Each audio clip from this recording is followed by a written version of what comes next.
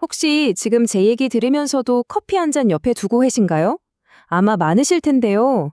그렇다면 오늘 이야기에 꼭 주목해 주셔야 합니다. 우리에게 거의 성스러운 의식과도 같잖아요. 이 커피 한 잔을 둘러싼 정말 끝나지 않는 논쟁, 지금부터 한번 제대로 파헤쳐 보겠습니다. 맞아요. 커피는 그냥 마시는 음료, 그 이상이죠. 누구한테는 아침에 딱 집중력을 켜주는 스위치 같은 거고, 또 누구한테는 지친 오후를 버티게 해주는 진짜 든든한 친구 같은 존재잖아요. 이만큼 커피는 우리 문화, 그리고 각자의 삶에 아주 깊숙이 들어와 있습니다. 그런데 말이죠. 매일 이렇게 습관처럼 마시는 커피 한 잔이 과연 우리에게 정말 도움이 되는 걸까요? 아니면 사실은 해가 되고 있는 걸까요? 오늘 이 시간에는 바로 이 질문에 대한 답을 한번 찾아보려고 합니다. 커피를 둘러싼 아주 팽팽하게 맞서는 주장들 하나씩 제대로 들여다보겠습니다. 이 양쪽의 주장이 정말 팽팽해요. 한쪽에서는 커피는 우리 몸이 보내는 피로 신호를 꺼버리는 위험한 속임수다, 이렇게 경고하고요. 다른 한쪽에선 아니다, 오히려 건강에 좋은 점이 얼마나 많은데 괜히 겁주는 거다, 이렇게 맞서고 있죠. 네, 바로 이 두 가지 시각이 오늘 우리가 파헤쳐볼 핵심 내용입니다. 자, 그럼 먼저 커피에 반대하는 쪽 이야기부터 들어보죠. 이들의 가장 강력한 주장은 바로 이겁니다. 커피가 우리의 피로감을 교묘하게 속이고 있다는 거죠. 이 주장을 이해하려면 아데노신이라는 친구를 먼저 알아야 해요. 좀 생소하죠? 아주 간단히 말하면 우리가 아침에 일어나서 활동하는 동안 뇌에 차곡차곡 쌓이는 피로 물질이에요. 이게 충분히 쌓이면 뇌에 이제 피곤하다, 좀 쉬어라 하고 신호를 보내는 거죠. 우리 몸의 자연스러운 졸음 신호인 셈입니다. 자, 이게 정말 재밌는 부분인데요. 카페인이 우리 뇌에서 무슨 일을 하는지 보여주는 그림입니다. 비유하자면 뇌 속에 아데노신이 앉을 수 있는 전용 의자가 있다고 생각해 보세요. 아데노신이 거기에 딱 앉아야 피곤하다는 신호가 켜지는데, 카페인이 이 아데노신이랑 생긴 게 엄청 비슷한 거예요. 그래서 잽싸게 달려가서 그 의자를 확 빼서 앉아버리는 거죠. 그럼 원래 주인인 아데노신은 갈 곳을 잃고 둥둥 떠다니게 되고 우리 뇌는 피곤하다는 신호를 전혀 받지 못하게 됩니다. 그러니까 에너지가 막 생기는 게 아니라 그냥 피곤함을 못 느끼게 만드는 일종의 착시 현상이라는 겁니다. 이 비유가 정말 기가 막히죠. 자동차 엔진에 문제가 생겨서 경고등이 깜빡이는데 이걸 해결할 생각은 안 하고 그냥 경고등 전구를 빼버리는 거랑 똑같다는 거예요. 문제는 그대로 있는데 나만 모르게 되는 거죠. 커피가 에너지를 주는 게 아니라 우리 몸이 보내는 이 중요한 경고 신호를 그냥 꺼버린다는 주장? 와, 이렇게 들으니까 좀 섬뜩하지 않으세요? 자, 지금까지 커피에 대한 좀 무서운 경고를 들어봤는데요. 그럼 이제 반대편 입장도 들어봐야겠죠? 야, 그건 너무 극단적인 얘기다. 커피가 그렇게 흑백 논리로 딱 잘라 말할 수 있는 게 아니다, 라는 주장입니다. 그리고 이쪽 얘기도 들어보면요, 굉장히 설득력이 있어요. 이 반대편 주장의 가장 핵심적인 키워드는 바로 유전자입니다. 무슨 말이냐면 우리 모두가 카페인을 처리하는 능력이 유전적으로 제각각이라는 거예요. 이게 왜 그렇게 중요하냐고요?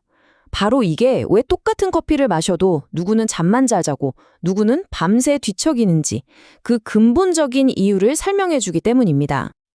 자, 이 그래프를 한번 보세요. 사람마다 얼마나 다른지 확 와닿으실 겁니다. 카페인 반감기, 그러니까 몸에 들어온 카페인이 절반으로 줄어드는 데 걸리는 시간인데요. 저기 느린 대사자 보이시죠? 15시간 이상. 점심때 마신 커피가 한밤중에도 몸에 남아있을 수 있다는 뜻이에요. 반면에 빠른 대사자는 3시간도 안 걸리죠. 어떠세요? 내가 그래서 오후에 커피 마시면 잠을 못 잤구나. 혹은 나는 저녁에 마셔도 괜찮던데 하는 이유가 바로 여기에 있었던 겁니다. 그리고 커피하면 항상 따라붙는 그 무서운 꼬리표 있잖아요. 바로 암 유발 물질이라는 오해. 이 부분도 한번 짚고 넘어가야 하는데요. 결론부터 말하면 이건 이제 옛날 얘기가 됐습니다. 첫째, 2015년에 세계보건기구 산하의 국제암연구소에서 공식적으로 커피를 발암 가능 물질 목록에서 빼버렸어요. 그리고 둘째, 원두에 곰팡이 독소가 있을 수 있다? 이건 수입할 때 엄격하게 검사하고 또 뜨겁게 로스팅하는 과정에서 거의 다 파괴된다고 합니다. 마지막으로 커피 볶을 때 나쁜 물질이 생긴다는 것도 사실이 아니고요. 오히려 우리 몸에 좋은 항산화 물질이 풍부하게 만들어진다고 하네요. 좋습니다. 그럼 이제 좀 더 구체적으로 들어가서 우리 몸의 주요 기관들, 위, 수면, 심장에 대해서 양쪽의 주장이 어떻게 팽팽하게 맞서는지 한번 정면으로 비교해 보겠습니다. 자, 이 표를 보시면 한눈에 딱 들어오죠? 먼저 위. 커피 마시면 속 쓰리다는 분들 많잖아요. 위산을 증가시킨다는 경고가 있죠. 하지만 대규모 연구 결과를 보면 대부분의 사람에겐 큰 연관이 없다는 반론이 있습니다. 굉장히 개인적이라는 거죠. 수면 문제도 마찬가지예요. 오후 커피는 무조건 수면의 질을 떨어뜨린다는 주장. 하지만 이것도 그건 유전적으로 느린 대사자 얘기고 빠른 사람은 괜찮다는 반론이 있죠. 마지막으로 심장. 필터를 쓰지 않는 커피는 나쁜 콜레스테롤을 높이는 성분이 있을 수 있대요.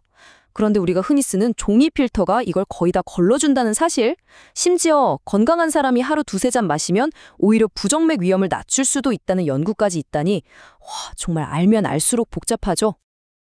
자, 이렇게까지 양쪽의 팽팽한 주장을 다 듣고 나니 머릿속이 더 복잡해지셨나요? 그래서 어쩌라는 거지, 마시라는 거야, 말라는 거야 싶으시죠? 그런데 어쩌면 결론은 아주 간단한 곳에 있을지도 모릅니다. 네, 이 모든 과학적 논쟁이 가리키는 결론은 사실 딱 하나입니다. 정답은 없다. 그리고 모든 건 사람마다 다르다. 결국 이 커피 논쟁의 최종 판결을 내릴 수 있는 심판은 다른 누구도 아닌 바로 나 자신의 몸이라는 거죠. 이 말이 정말 와닿지 않나요? 우리는 매일 커피를 마시는 상태에 너무나 익숙해져 버려서 커피가 없는 내 몸의 원래 상태, 그러니까 기본 설정값이 어땠는지조차 잊어버렸을 수 있다는 거예요. 진짜 커피가 나한테 어떤 영향을 주는지 알려면 일단 한번 끊어보고 내 몸이 어떻게 반응하는지 지켜봐야 한다는 거죠. 혹시 나도 한번 내 몸의 소리를 들어볼까? 하고 생각하신다면 이런 방법을 추천합니다. 무작정 딱 끊어버리면 두통 같은 금단 현상 때문에 너무 힘들 수 있거든요. 그러니까 1, 2주에 걸쳐서 양을 절반으로 또 절반으로 이렇게 서서히 줄여나가는 거죠. 그리고 중요한 건 이렇게 줄이거나 끊은 상태를 최소 한 달은 유지해봐야 한다는 거예요. 그래야 커피의 영향에서 완전히 벗어난 내 몸의 진짜 상태를 느껴볼 수 있으니까요. 커피를 줄이는 동안 입이 심심하면 어떡하냐고요? 좋은 대안들이 있습니다. 녹차는 카페인이 훨씬 적으면서도 마음을 편안하게 해주는 엘테아닌이라는 성분이 들어있어서 좋고요. 커피의 그 쌉쌀한 맛이 그립다면 카페인이 전혀 없는 치커리 커피도 훌륭한 대안이 될 수 있습니다. 하지만 어쩌면 가장 중요한 건 따로 있을지도 몰라요.